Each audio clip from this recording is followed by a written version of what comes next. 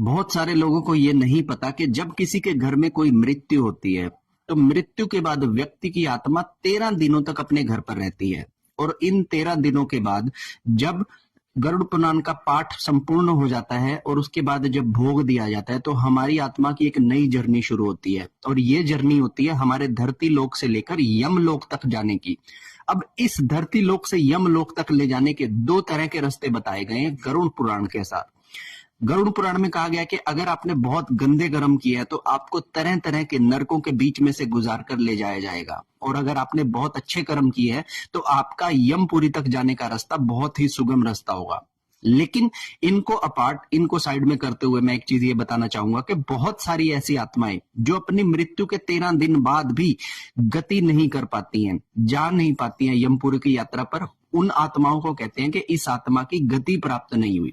तो जब किसी आत्मा की गति प्राप्त नहीं होती है तो 15वें दिन से उसे प्रेत के तत्वों को मिलना शुरू हो जाता है। धीरे धीरे उसके अंदर के तत्व जो है वो मलिन होते जाते हैं और वो प्रेत रूप धारण कर लेता है। ऐसे में व्यक्ति जीते जी जिन भावों के साथ मरा था 15वें दिन वही भाव उसके अंदर उसके एक नए सूक्ष्म शरीर की रचना करते हैं जिसे कहते हैं प्रेत योनि। ठीक है ना। और ये प्रेत योनि के अंदर जब व्यक्ति रहता है तो उसकी जो प्रवृत्ति होती है वो उन्हीं प्रवृत्तियों से प्रभावित होती है जो जीते जी उस व्यक्ति ने रखी थी। तो मैं इसीलिए आपको कहता हूं कि जीते जी आप जितना अधिक नाम जाप करेंगे, चाहे आपको गुरु की प्राप्ति हो या गुरु की प्राप्ति ना हो, आप जितने व्रत करेंगे, कथाएं करेंगे, ये सब चीजें मृत्यु के बाद आपका सपोर्ट सिस्टम है।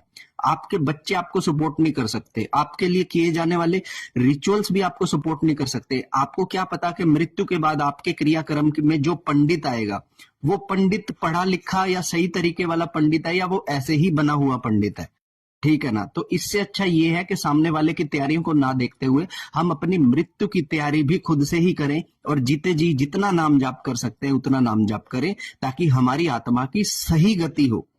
नाम जाप इसलिए भी करना जरूरी है। और मटेरियलिस्टिक वर्ल्ड के अंदर हम रहते हैं लेकिन यहाँ पर कंफर्ट भी हम अपने प्रारब्धों से ही प्राप्त करेंगे, ये मानते हुए हमें नाम जाप सिर्फ अपनी उच्च गति के लिए करना चाहिए। मटेरियलिस्टिक थिंक के लिए भी हमें नाम जाप नहीं करना चाहिए। तो आशा करता हूं कि ये बात आप लोग समझेंगे और अपने नाम जाप के अंदर ये फर्क लेकर आएंगे। हर हर महादेव।